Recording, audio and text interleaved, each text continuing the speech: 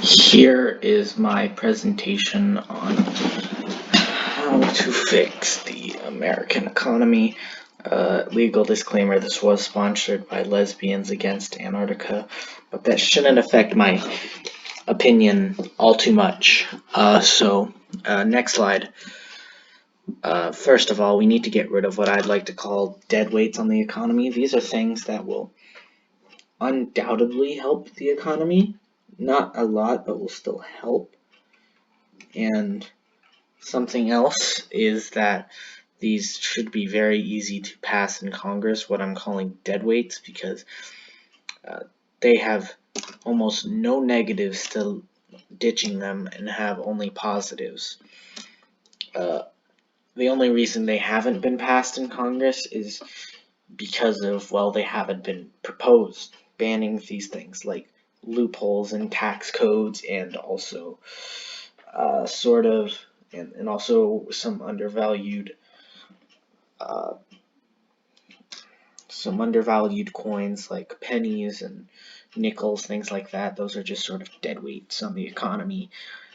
And so, yeah. Next up, we're gonna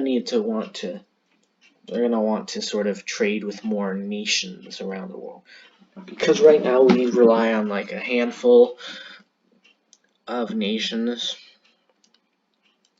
to sort of that make up sort of the majority of our exports and imports. If we can somehow pass regulation that makes it more beneficial to not just trade with those nations but trade with more nations, we'll see sort of more competition between countries around the world to trade with the United States.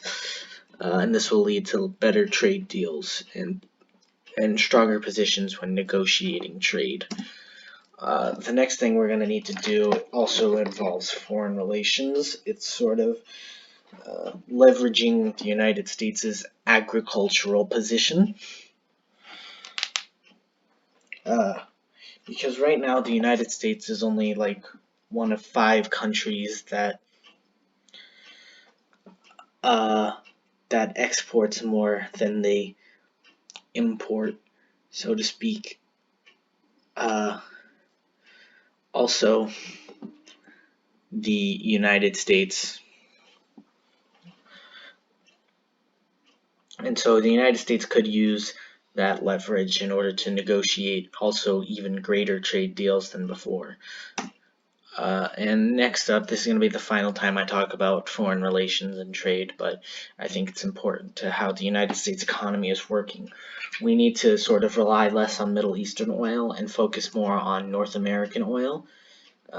Oil from Canada, Mexico, and obviously domestic oil from the United States should be what we mainly rely on, because we do have a lot of oil. It's just very expensive to extract. So if we could pass reforms that make it easier to extract the oil, then we would see definitely a growth in the economy. Alright, this one is about basic universal income. While I don't think basic universal income is the best way to lift poorer members of the economy out of poverty, I think we could adopt a sort of basic universal income light, where the more money you make, the less money the government gives you. But we can also structure it better than welfare, because right now in welfare, you're incentivized to only live off of what the government provides you. You're not really incentivized to work for more money.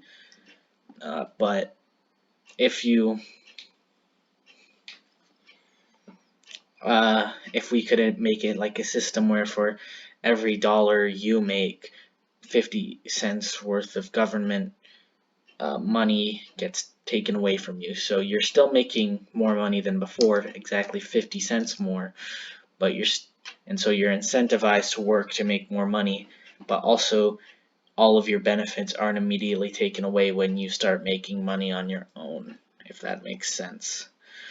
Something else we need to reform is the education system of the United States, because right now, because one of the greatest strengths of the United States is sort of Silicon Valley, and how we have a